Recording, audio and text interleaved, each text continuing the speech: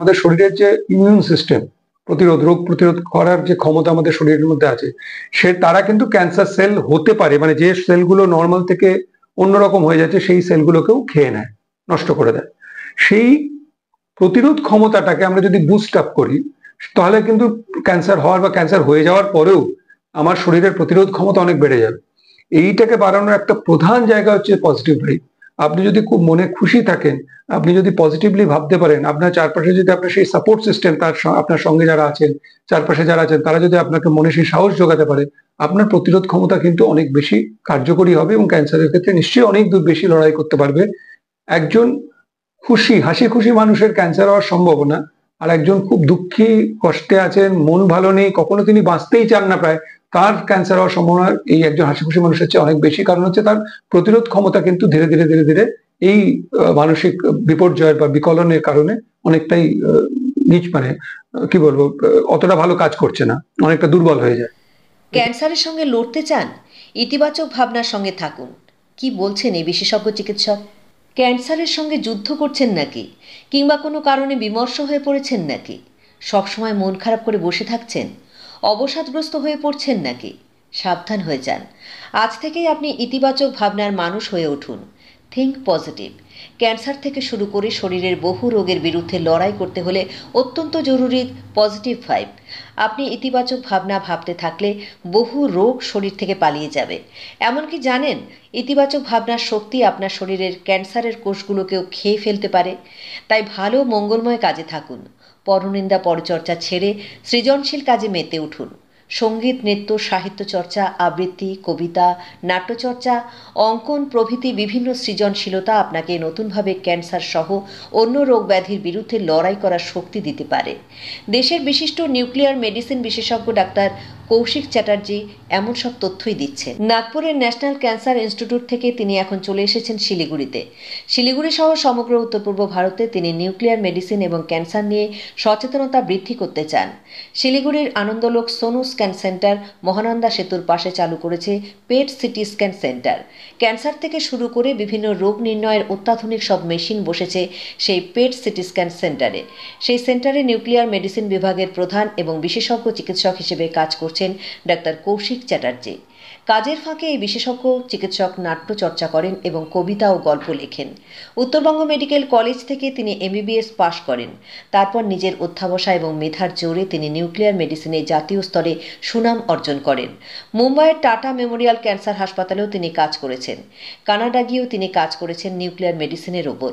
তাছাড়া গুজরাট সহ বিভিন্ন স্থানে ক্যান্সার চিকিৎসা এবং নিউক্লিয়ার মেডিসিন নিয়ে তিনি কাজ করেছেন।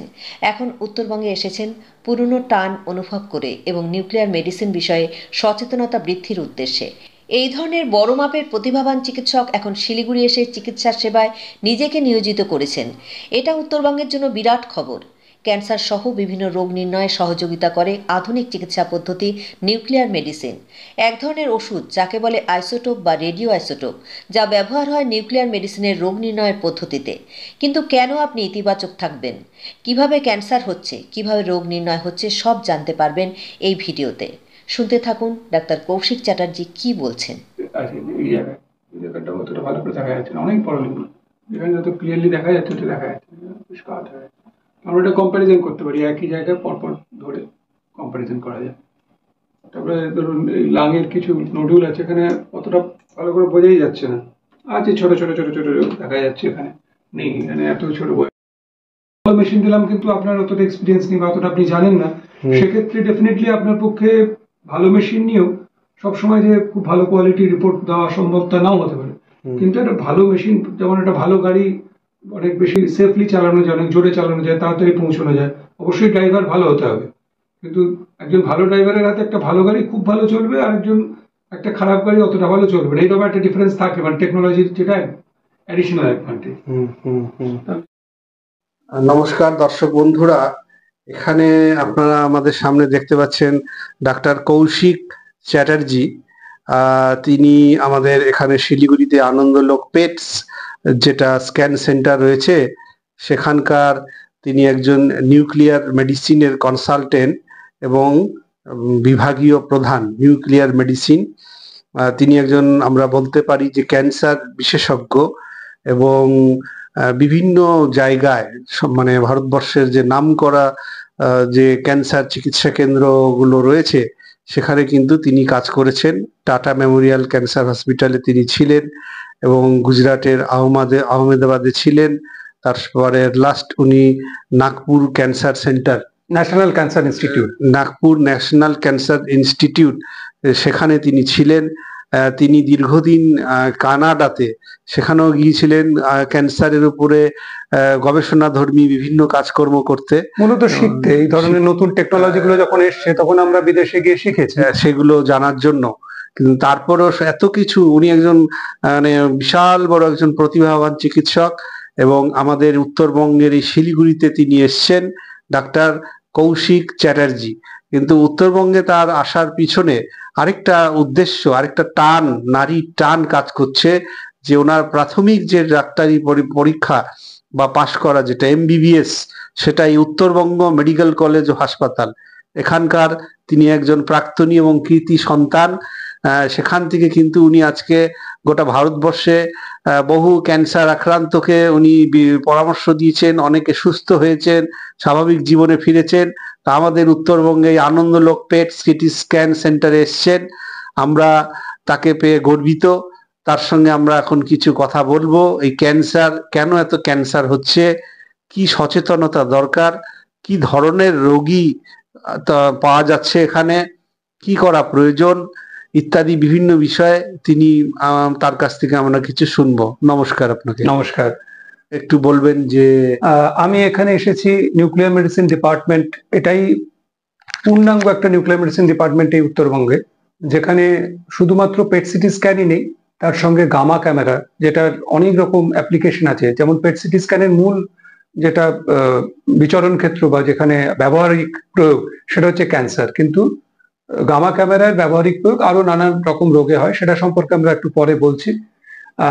এছাড়াও আমাদের এখানে টার্গেটেড রেডিও আইসোটোপ ট্রিটমেন্ট, যেটা আমরা টার্গেটেড রেডিও আইসোটোপ থেরাপি বলি, সেটা টার্গেটেড রেডিও আইসোটোপ থেরাপিরও low dose radioactive iodine, lutetium PSMA, যেটা প্রস্টেট ক্যান্সারের ক্ষেত্রে খুব উপযোগী, এবং লিউটেশিয়াম ডোটানক, এই তিনটে থেরাপির আমাদের কাছে সুযোগ আছে। এছাড়াও ভবিষ্যতে আমাদের আরো এটার প্রসারণ হওয়ার সম্ভাবনা আছে এবং আমরা আশা করছি 1-1.5 বছরের মধ্যে আমাদের এখানে সব রকম ট্রিটমেন্টের সুযোগও আমরা দিতে পারবো, যা ভারতবর্ষে শুধু নয়, পৃথিবীর যে কোনো দেশেই যা যা সম্ভব তারপরে বেশিরভাগগুলোই আমরা এখানকার মানুষজনের জন্য আমরা আনতে পারবো। দ্বিতীয়ত, এই পেট সিটি স্ক্যানের মূল উপযোগিতা আমি আগেই বললাম যে ক্যান্সার পেশেন্টদের ক্ষেত্রে। ক্যান্সার এমন একটা রোগ, যে রোগ একবার হয়ে গেলে আমাদের ধারণা যে তারপরে আর পেশেন্ট মানুষ বাঁচে না, বা বাঁচলেও সেটা একটা প্রায় পঙ্গু জীবন যাপন করে। অনেকাংশে সেই ঘটনাটা সত্যি, কারণ ক্যান্সারকে সম্পূর্ণভাবে জয় করা এখন অব্দি আমাদের চিকিৎসা শাস্ত্রে অধীত বিদ্যার মধ্যে আয়ত্তাধীন নয়। তবে সেক্ষেত্রে এটাও বলতে হবে যে অনেক দূর অব্দি আজকে ক্যান্সারকে ট্রিট করা যাচ্ছে। কিছু কিছু ক্যান্সারের ক্ষেত্রে প্রায় পুরোপুরি সারিয়ে ফেলা সম্ভব। পুরোপুরি সারিয়ে ফেলা কথাটা আমি অতটা ব্যবহার করছি না এই জন্য, কারণ ক্যান্সারের ক্ষেত্রে আমরা আজও বুঝে উঠতে পারিনি কতদিন অবধি সেই ক্যান্সার ফিরে না এলে আমরা বলবো তাকে পুরোপুরি সারিয়ে ফেলা হয়েছে। মোটামুটি একটা ধরে নেওয়া হয় 6 বছরের থেকে 10 বছর মেয়াদের মধ্যে যদি সেই ক্যান্সার ফিরে না আসে তাহলে আমরা তাকে সারিয়ে ফেলেছি বলতে পারি। তো এই যে ক্যান্সারগুলোতে আমরা অনেক দূর অব্দি রোগের উপশম করতে পারি, যে ক্যান্সারের ক্ষেত্রে প্রায় সারিয়ে ফেলতে পারি বা সারিয়ে ফেলতে পারি, এবং যে ক্যান্সারের ক্ষেত্রে রোগের সম্পূর্ণ উপশম না করলেও তার যে কষ্ট, তার যে শারীরিক অন্যান্য অসুবিধা, তার অনেক দূর উপশম করতে পারি। এই রোগীগুলোকে তাড়াতাড়ি ডিটেক্ট করা, যে স্ক্যানের মাধ্যমে অনেক আগে আমরা সেই রোগীদেরকে খুঁজে পাই বা তা বার করতে পারি রোগটা শরীরের মধ্যে কতটা ছড়িয়ে গেছে বা শরীরের কোন কোন অংশকে আক্রান্ত করেছে সেইটা বোঝার জন্য, এবং যদি তাকে চিকিৎসা দেওয়া হচ্ছে সেই চিকিৎসায় তার কতটা সুফল হচ্ছে তার একটা পরিষ্কার অবজেক্টিভ ধারণা, যাকে বলি যে মানে প্রকারগতভাবে আমরা বলতে পারি না ভালোই তো লাগছে, না মোটামুটি ঠিক হয়েছে, এরম না। আমরা একদম স্পেসিফিক্যালি বলতে পারি এত পার্সেন্টেজ বা এত দূর অব্দি সেই রোগটা কমেছে সেই চিকিৎসায়। এবার যদি সেই চিকিৎসায় কমে তাহলে সেই চিকিৎসা আরো চালিয়ে যাওয়া যায়। সেই চিকিৎসা যদি আদেও না কমে বা রোগ যদি আরো ছড়িয়ে পড়ে, সেক্ষেত্রে সেই চিকিৎসার পদ্ধতি বদল করে অন্য চিকিৎসা পদ্ধতির সাহায্য নেওয়া ইত্যাদি নানান ক্ষেত্রে এর ভীষণ ভীষণ উপযোগিতা আছে। আর এছাড়াও ভবিষ্যতে যদি ক্যান্সার আবার ফিরে আসে সেটা যাতে আগে থেকেই ডিটেক্ট করা যায় তার জন্য এর উপযোগিতা আছে। সুতরাং আমাদের যুদ্ধের, এই ক্যান্সারের বিরুদ্ধে আমাদের যে যুদ্ধ ডাক্তারদের, তার একটা মূল জায়গা হচ্ছে এই রোগটাকে চেনা, রোগটা কতটা ছড়িয়ে পড়েছে সেটা বোঝা, এবং রোগটাকে কোন পদ্ধতিতে আক্রমণ করলে তার সবচেয়ে বেশি সুফল পাওয়া যাবে রোগটার বিরুদ্ধে, সেইটাকে বুঝতে পারে, যাকে বলি আমরা ট্রিটমেন্ট স্ট্র্যাটেজি ইভ্যালুয়েশন। সেইগুলোর জন্য এই পেট স্ক্যানের ভীষণ উপকারিতা আছে। আর একটা প্রশ্ন আপনি করলেন, এখন কি ক্যান্সার খুব বেড়ে গেছে? ক্যান্সার এখন বেড়ে গেছে বলে আমাদের অন্তত যা ডেটা, ডাক্তারি ডেটায় বোঝা যাচ্ছে। তার অনেকগুলো কারণ অনেকে বলেছেন। একটা কারণ হচ্ছে ক্যান্সার মূলত বেশিরভাগ ক্যান্সার হয় বয়স্ক লোকেদের। এখন আমাদের লাইফ স্প্যান বা আমাদের জীবন সীমা, সময়সীমা বেড়ে গেছে, আয়ু বেড়ে গেছে, তাই জন্য ক্যান্সার রোগ ধরা পড়ছে। দ্বিতীয়ত হচ্ছে ক্যান্সার রোগ সম্পর্কে আমরা জেনেছি, আগে ক্যান্সার রোগ হতো আমরা জানতেই পারতাম না, আমরা ভাবতাম এখানে একটা ঘা হয়েছে, ঘা থেকে মারা গেছে, হয়তো সেটা ক্যান্সার ছিল। ক্যান্সার রোগ অনেক আগেও ছিল, আজ থেকে মানে হাজার হাজার বছর আগে, অ্যাজটেক সময়, অ্যাজটেক সভ্যতায়, বা ইভেন আপনার পুরনো গ্রিক যে সমস্ত পুঁথি আছে চিকিৎসাবিদ্যা, সেখানেও ক্যান্সারের উল্লেখ আছে। সুতরাং ক্যান্সার এই নয় যে ক্যান্সারটা নতুন রোগ, আগে ছিল না। কিন্তু এখন ক্যান্সারের সম্ভাবনা বেড়ে গেছে। তার একটা কারণ বয়স, এখন মানুষের আয়ু বেড়েছে। দ্বিতীয়ত হচ্ছে ক্যান্সার এখন ডিটেক্ট হচ্ছে বেশি, ক্যান্সার সম্পর্কে ডাক্তাররা এবং পেশেন্টরা অবহিত হয়েছেন। এবং তারপরে অবশ্যই একটা সম্ভাবনা থেকেই যাচ্ছে যে আজকের দিনে যে পলিউশন হচ্ছে, যে নানা রকমের এক্সপোজার হচ্ছে, তা থেকেও হয়তো ক্যান্সার বাড়ছে। সেটা সম্পর্কে এখনো নিশ্চিত কোনো প্রমাণ আমরা বলতে পারি। খাওয়া দাওয়া নানা রকম, এই যে আমরা বলি কার্সিনোজেন, মানে যা থেকে ক্যান্সার হওয়ার সম্ভাবনা থাকে, তার থেকে ক্যান্সার হবেই এমন বলা যায় না। যেমন সিগারেট খেলেই ক্যান্সার হবে আর না খেলে হবে না লাং ক্যান্সার, এটা বলা যায় না। কিন্তু এটা বলা যায় যিনি সিগারেট খান তার ক্ষেত্রে সেই ক্যান্সার, লাং ক্যান্সার হওয়ার সম্ভাবনা অনেক গুণ বেশি যিনি খান না তার অনুপাতে। তো এই ধরনের ব্যাপারগুলো আছে, এই কার্সিনোজেনিক এজেন্ট গুলো সেই ক্যান্সার হওয়ার সম্ভাবনাকে বাড়িয়ে দিচ্ছে। আর মানে খাওয়া দাওয়ার মধ্যে আজকাল যে কেমিক্যাল যে সেই ওইগুলো, ওর মধ্যে অনেক কার্সিনোজেন আছে, অনেক ক্ষেত্রে জেনে অনেক ক্ষেত্রে না জেনে। এই যে কীটনাশক দ্রব্যগুলো ব্যবহার হচ্ছে, তার মধ্যে কি কি কার্সিনোজেনিক ম্যাটেরিয়াল আছে অনেক সময় জানিও না।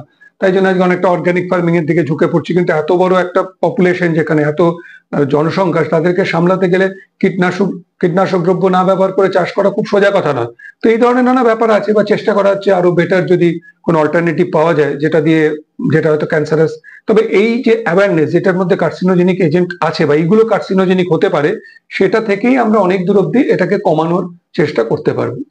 আর কি এখন তো শুনছি যে ক্যান্সারের কিছু কিছু ক্ষেত্রে টিকাও আসছে, যেমন গাইনোকোলজিক্যাল ক্ষেত্রে। গাইনোকোলজিক্যাল অলরেডি কিছু টিকা আছে যেগুলো ব্যবহৃত হচ্ছে, হিউম্যান প্যাপিলোমা ভাইরাস ইত্যাদি ক্ষেত্রে এই টিকা অলরেডি আপনার চালু হয়ে গেছে সার্ভাইকাল ক্যান্সারকে আটকানোর জন্য। এছাড়াও কিছু কিছু ক্ষেত্রে আপনার জেনেটিক যে ট্রিটমেন্ট গুলো আসছে, জেনেটিক মিউটেশন আমরা চিনতে পারছি, কারণ আমাদের সমস্ত জিন ম্যাপিং হয়েছে, হিউম্যান জেনোম স্টাডিতে ক্রোমোজোম গুলোকে ম্যাপ করা গেছে। আমরা অনেক দূর অব্দি বুঝতে পেরেছি এই ধরনের চেঞ্জ থাকলে জিনে এই রোগ হতে পারে। তো সেটাকে কোনোভাবে আটকানো যায় কিনা, বা আগেই যার হওয়ার সম্ভাবনা আছে সেই রোগটা আসার আগেই তাকে আমরা যদি ধরে ফেলতে পারি যে এনার মধ্যে ওই রোগটা হওয়ার সম্ভাবনা বেশি, সেক্ষেত্রে আমরা যেমন ব্রাকা বলে একটা জিন আছে যে যাদের থাকে BRCA, তাদের মধ্যে ব্রেস্ট ক্যান্সার হওয়ার সম্ভাবনা বেশি থাকে। এবার সেখানে যদি দেখি আমরা সেরকম কারোর ক্ষেত্রে পজিটিভ অল্প বয়সে যদি ধরা পড়ে, তাহলে তাকে আমরা আরো অনেক ক্লোজ অবজারভেশনে রাখতে পারি। অনেক সময় অনেক আগে যদি আমরা ব্যবস্থা নিই, তাহলে তারা সেই রোগটা হয়তো হবেই না, বা রোগটা হলেও খুব তাড়াতাড়ি উপশম করা যাবে। ইত্যাদি নানা ধরনের চেষ্টা হচ্ছে এবং আগামী দিনে আরো হবে। এবং এক জেনেটিক ট্রিটমেন্ট একটা বড় রোল প্লে করবে। এই টার্গেটেড ট্রিটমেন্ট, যেটা আমি আপনাকে এক্ষুনি বললাম, রেডিও আইসোটোপ দিয়ে টার্গেটেড ট্রিটমেন্ট, মানে এটা কিরকম ব্যাপার হয় যে আমরা যদি কামানের গোলাপ ছুড়ি, তাহলে যেমন যে জায়গাটা যাকে মানে নষ্ট করার জন্য চেষ্টা করছি, তার সঙ্গে সঙ্গে অনেক সাধারণ মানুষ, যেহেতু সিভিলিয়ান পিপল, তারাও মারা যায় যুদ্ধে, আমরা তাদেরকে বলি কোলাটারাল ড্যামেজ। ক্যান্সারের ক্ষেত্রে যখন আমরা একটা ওষুধ পাঠাই, সেই ওষুধটা আসলে ক্যান্সার সেলকে মারতে গিয়ে নর্মাল সেল, যেটা শরীরের নর্মাল সেল, তাদেরকেও মেরে ফেলে। তার ফলে তার যে বিষক্রিয়া, সেটা বা পার্শ্ব প্রতিক্রিয়া খুব বেড়ে যায়। এবার আমরা যদি সেই ওষুধটাকে বা সেই রেডিয়েশনটাকে শুধুমাত্র ক্যান্সার সেলে পাঠাতে পারি, যেখানে পাশাপাশি সেলগুলো, নর্মাল সেলগুলো শরীরে, সেগুলো সেরকম ভাবে তারা এফেক্টেড হবে না, সেক্ষেত্রেও আমরা অনেক বেশি রেডিয়েশন দিতে পারবো বা সুফল বেশি পাবো, পার্শ্ব প্রতিক্রিয়া কমে যাবে। এই কথা মাথায় রেখে টার্গেটেড ডেলিভারি সিস্টেম, মানে যেরকম আপনার ধরুন একটা মিসাইল ছাড়া সে গিয়ে শুধুমাত্র টার্গেটকে হিট করবে, পাশাপাশি অন্য জায়গায় কোনো ক্ষতি করবে না, সেরকম আমাদের ওষুধও এরকম আছে যে ওষুধটা গিয়ে সেই ক্যান্সার সেলগুলোতে গিয়ে জমা হবে, সেখানকার যে কোষগুলো, সেই কোষগুলোকে ইরাডিয়েট করবে বা কেমোথেরাপি দেবে, আর নর্মাল সেলগুলো বেঁচে যাবে। তো এই ধরনের নানা রকম পদ্ধতি, নতুন নতুন পদ্ধতি আসছে। এছাড়াও ইমিউনোথেরাপি আসছে, ইমিউনোলজিক্যাল থেরাপি, এটাও খুব ভীষণ একটা গুরুত্বপূর্ণ ভূমিকা পালন করবে, কারণ ইমিউনোলজি আমাদের শরীরের প্রতিরোধ ক্ষমতা ক্যান্সার সেলকে খেয়ে ফেলে, নষ্ট করে দেয়। তো সেটাকে আমরা যদি কাজে লাগাতে পারি, সেভাবে অনেক ক্যান্সারকে আজকে আমরা মোকাবিলা করছি। আমরা অতীতেও দেখেছি অনেক রোগ পৃথিবী থেকে নির্মূল হয়ে গিয়েছে চিকিৎসা বিজ্ঞানের উন্নতির সঙ্গে সঙ্গে। আপনার কি মনে হয়, ক্যান্সার নিয়ে আপনি দীর্ঘদিন কাজ করছেন, ভবিষ্যতে ক্যান্সারও পৃথিবী থেকে চিরবিদায় নিতে পারে? ক্যান্সার পৃথিবী থেকে নির্মূল হয়ে যাওয়াটা একটু মুশকিল, কারণ ক্যান্সার কোষ যেগুলো, সে কোষগুলো আমাদের নিজেদের শরীরের কোষ। তারা আমাদের নর্মাল পাথওয়ে, মানে আমরা যেভাবে বাকি কোষগুলো যেভাবে বিভাজিত হচ্ছে সেরকম ভাবে বিভাজিত হচ্ছে না। তারা যা খাবার খায়, ক্যান্সার কোষগুলো সে খাবার খায় না। তো আমাদেরই, আমরা বলতে পারি যে আমাদের শরীরের কোষ হঠাৎ করে যেন আমাদের শত্রু হয়ে যাচ্ছে, তখনই আমরা তাকে বলছি ক্যান্সার। তার পিছনে কারণ আছে। এবার সেই কারণগুলো আমরা যত খুঁজে বার করতে পারবো, তারা তো প্রতিষেধক বার করতে পারবো, বা তার উপশমের উপায় বা চিকিৎসার উপায় বার করতে পারবো। কিন্তু রোগটা চলে যাবে না এই জন্য, কারণ আমাদের শরীরের কোষের মধ্যে তো সেই বীজ, তার যে সেই রোগের বীজ লুকিয়ে আছে।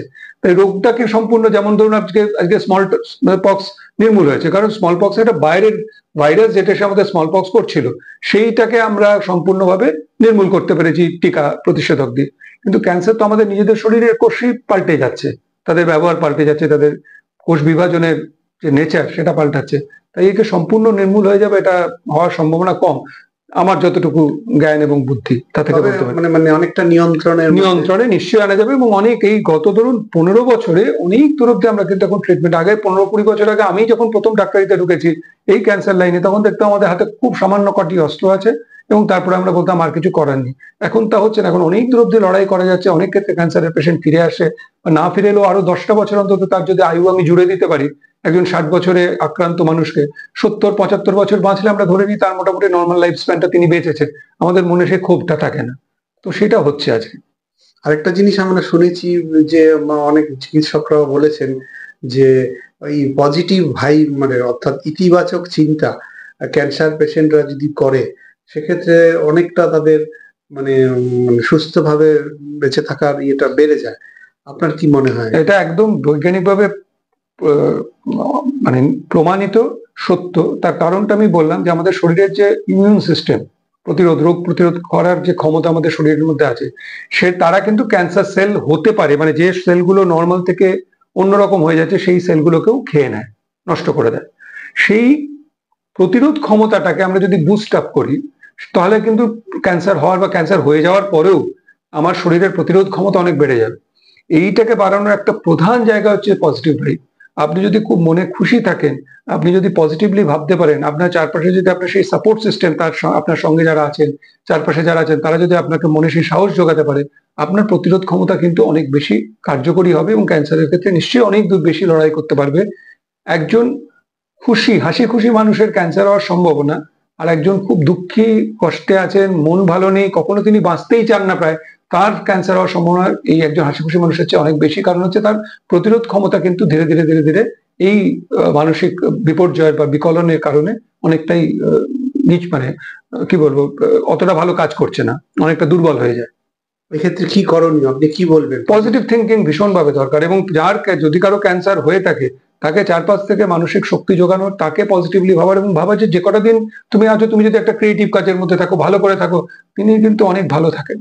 আমরা বিদেশেতে প্রোগ্রাম আছে, তাদের আলাদা করে ডাক্তারদের টিম আছে যারা পেশেন্টদের সঙ্গে কথা বলেন, পেশেন্ট পার্টিকে বোঝান, তারা যাতে একটু খুশিভাবে ভালো মনে নানা রকম কাজে যিনি ইনভলভ হয়ে, দেখা গেছে সেক্ষেত্রে আয়ু সীমা বেড়েছে। আমরা এখানে একজন বয়স্ক পেশেন্টকে দেখেছিলাম, ক্যান্সার হয়েছে, তিনি মানে বেশ ভালো আছেন, মানে বুঝছেন মানে ক্যান্সার হয়েছে, গুরুত্বই দিচ্ছেন না। তিনি ওই গান শুনছেন, বিভিন্ন রকম রবীন্দ্রসঙ্গীত, নজরুল গীতি বা ক্লাসিক্যাল শুনছেন, বা যেগুলো বিভিন্ন রকমের মানে রেডিও চালিয়ে উনি করছেন এবং বেশ দিব্যি আছেন। তো এটা কি মনে হয়? নিশ্চয়ই, এটা তো এখানে দুটো কথা বলি। একটা হচ্ছে, তো তার যদি মন ভালো থাকে, তিনি যদি পজিটিভলি ভাবেন যে আমি ভালো হয়ে যাব, তার ইমিউনিটি সিস্টেম বুস্ট আপ হচ্ছে, সেটা নাম্বার ওয়ান। আর একটা কথা ক্যান্সারের ক্ষেত্রে বলা হয়, if you cannot add years to the life, আপনার জীবনকে আমি যদি খুব বেশি নাও বাড়াতে পারি, I can add life to the years. যে কটা দিন বেঁচে আছেন ভালো করে আনন্দে খুশিতে বাঁচতে পারেন। আমাদের সবারই সময়, জীবনসীমা সীমিত। এই সীমিত সময় কে কত, আজকের স্বামী বিবেকানন্দ 39 বছরে মারা গেছেন, কিন্তু আমরা তার নাম মনে রেখেছি। তিনি যে বিশাল কাজ করে গেছেন তার জন্য আমরা আজও গর্ববোধ করি। আরেকজন মানুষ হয়তো 100 বছর বাঁচলেন কিন্তু তেমন কিছু করলেন না। তো আমি এই জিনিসটা, এটা যদি একবার ক্যান্সার পেশেন্টের মাথায় ঢোকে, আমি যতদিন বাঁচবো আমি ভালো করে বাঁচবো, এটা ইটসেলফ, কারণ আমি যদি ওনাকে স্তব বাক্য দিই না আপনি বেশি অনেক দিন বাঁচবেন, কিচ্ছু হবে না, সেটা ওনারও বিশ্বাসযোগ্য হয়তো হবে না। কারণ আজকের দিনে মানুষ সব সময় পড়াশোনা করছে, এই গুগল খুঁজছে, নানা রকম ইন্টারনেট ঘাটছে, তো তাকে বরং এইটা বলা উচিত, আপনি যে কটা দিন বাঁচবেন আমরা তো আপনাকে সাপোর্ট দেবোই, আপনি বেশি দিন বাঁচবেন, আর যে কটা দিন বাঁচবেন আপনি খুব আনন্দে বাঁচার চেষ্টা করুন, নানা রকম কাজ করুন, ভালো ভালো কাজ করুন যাতে আপনার মনে খুশি হবে, সেটা বললে কিন্তু তার লাইফ স্প্যান বেড়ে যাচ্ছে, এবং যে কদিন বাঁচছেন তিনি খুব ভালো করে বাঁচছেন, সেটাও কিন্তু খুব জরুরি। এক্ষেত্রে কি এই পজিটিভ ভাইবের যে আলাদা কোনো তার কোনো কেমিক্যাল বা আমাদের শরীর থেকে এন্ডরফিন সিক্রেশন হয়, আমাদের ব্রেন থেকে, এছাড়াও শরীরে নানা রকম পজিটিভ হরমোন সিক্রেশন হয়, আমাদের শরীরে নানা রকমের যে কোষগুলো, সেই কোষগুলোর ক্ষমতা বৃদ্ধি পায়। আমরা যদি যথেষ্ট বিশ্রাম পাই তাহলে সেই একজন মানুষ খুব অ্যাংজাইটিতে আছেন, ঘুমোতে পারছেন না, তার শরীরের ইমিউনিটি সিস্টেম কিন্তু অ্যাফেক্টেড হয়ে যায়, তিনি অ্যাংজাইটি থেকে যদি মুক্তি পান, তিনি যদি একটু খুশি থাকেন, তার ঘুম ভালো হবে, শরীর অনেক বেশি শক্তিশালী হবে, ইত্যাদি নানা রকম শরীরের মধ্যে কেমিক্যালস আছে যেগুলো আমাদেরকে হেল্প করে। অর্থাৎ পজিটিভ ভাইব একটা খুবই খুবই গুরুত্বপূর্ণ ক্যান্সারের মানে চিকিৎসায়, এবং একজন রোগীর ভালো থাকার, ক্যান্সার রোগীর ভালো থাকা, তার চারপাশের লোকের। আর ক্যান্সার শুধু একজন লোককে এফেক্ট করে না, আমরা বলি cancer ruins entire family. Cancer যখন হয় তার গোটা পরিবার কিন্তু তাতে আক্রান্ত হয়ে পড়ে, কারোর ফাইন্যান্সিয়াল এত খরচ হয়ে যায়, তারপরে বাকিরা কাছে টাকাই থাকে না সে ভালো করে বাঁচার, তারা সবাই এত আপসেট হয়ে যান মানসিকভাবে। একটি ছেলে, তার বাচ্চা, সে হয়তো পরীক্ষাটাই ভালো করে দিতে পারলো না, তার ক্যারিয়ারটাই খারাপ হয়ে গেল। ক্যান্সার কিন্তু পুরো ফ্যামিলিকে এফেক্ট করে। পজিটিভ ভাইব কিন্তু গোটা ফ্যামিলির জন্য খুব ভালো, শুধু পেশেন্টের জন্য না। যারা একটু আর্থিক দিক থেকে অনগ্রসর তাদের ক্ষেত্রে তো আরো চাপ পড়ে যায়, তাদের ক্ষেত্রে চাপ হয়।